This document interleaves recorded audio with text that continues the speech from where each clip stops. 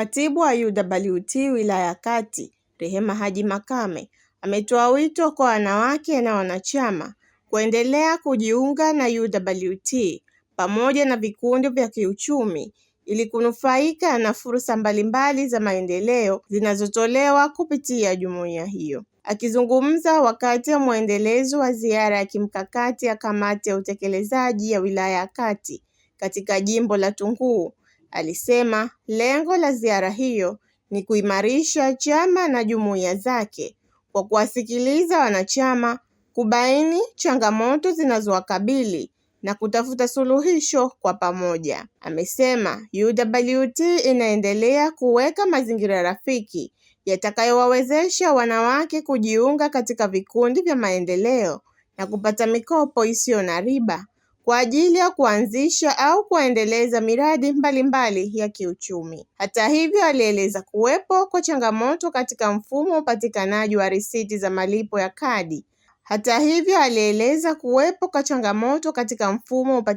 wa risiti za malipo ya kadi. Ambapo baadhi ya wanachama hulipa ada zao, lakini baadaye huonekana kuwa na madeni kwenye mfumo, jambo linalosababisha usumbufu na malalamiko miongoni mwa wanachama.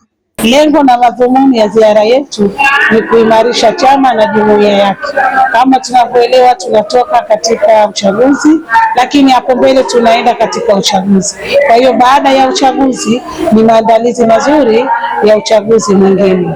Wito wangu kwa wanawake wote, hatua ya kwanza waje wajiunge katika jumuiya yetu ya UWT, lakini waje wajiunge katika Chama cha Mapinduzi ili tujumuike pamoja katika kusukuma gurudumu la taifa hili la Tanzania.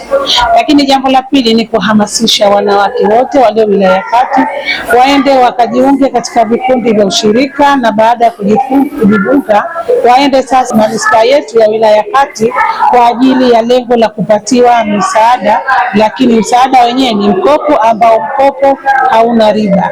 Hii ni neema ambayo alitangaza Dr. Mwinyi wakati wa kampeni, na sisi tunasisitiza mikopo hii ipo na haina riba. Waende wakajiunge, wachukue mkopo ili wajiendeshe katika shughuli zao za miradi yao ya wajasiriamali. Kuwepo kwa changamoto hizo, amewaomba wanachama kuendelea kuwa na moyo wa kujitolea, kufanya kazi kwa bidii na kushirikiana katika shughuli za maendeleo ili kufikia malengo ya kujikwamua kiuchumi. Yetu tulitoka mchakato wa mwanzo kwamba tulipe ada zetu zote tulipe kupitia chama.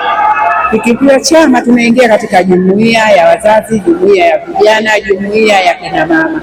Lakini imekuja changamoto, tulipolipia, watu walipolipia wakaambiwa kwamba katika jumuiya haziingizi na kwenda kwa chama. Kwa hivyo hivi sasa tunajitayarisha kama ni jumuiya ya UWT kina mama, tunajitayarisha kwa kufanya mchakato wa kufanya ili jumuiya tuwe tunalipa mbali kwa kuondoa adha ya hao wanachama wetu kuondoelea aidha hii. Kweli hili lipo na tunalifanyia kazi na inshallah tutalitatua. Nawaambia wanachama wangu wa chini wote katika jimbo hili la Tunguu au wilaya hii ya Kati wasikate tamaa, sio tuko mbioni kwa kuimarisha chama, na wao vile vile wasipoingia wao si hatutokuwa na nguvu. Kwa hivyo nawaambia wanachama wangu wa wilaya hii ya Kati wasikate tamaa hata kidogo, chama kitaimarika. Tuko tayari kuwahamasisha na kulivua jahazi hili ili liondokane na adha hii iondoke. Nao baadhi ya wanachama waliohudhuria mkutano huo walitaka kurejeshewa kwa mfumo wa zamani wa ulipaji wa ada za kadi uliokuwa ukitoa risiti moja kwa moja mara baada ya malipo kufanyika.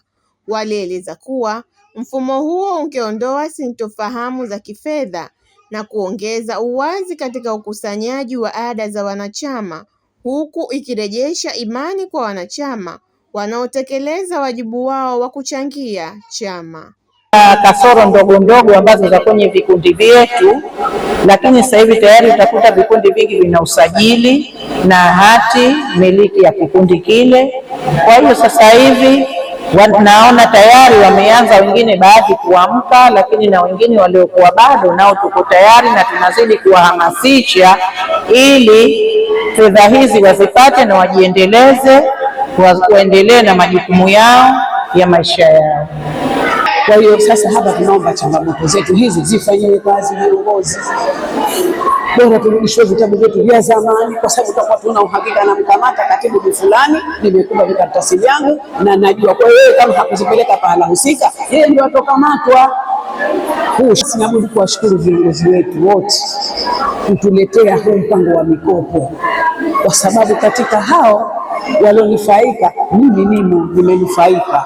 Niliposikia jamani nikajiunge kwenye mikopo, nikafuata utaratibu unaotakiwa, nikafika kunakohusika Amani kule kwa wazee, mimi mwenyewe nikaenda nikafahamishwa vile vya kufanya, nikafanya na sikupata siku nikaja nikakaguliwa biashara yangu tayari. Baada ya siku nikamwambia salama tayari njoo chukue mikopo.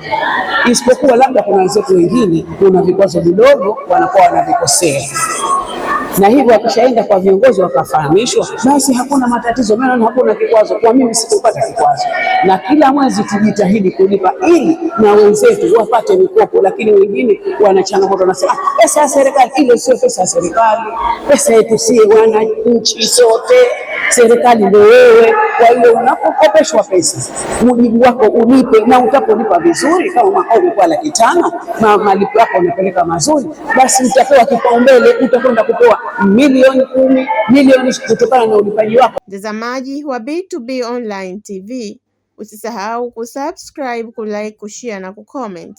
B2B Zanzibar.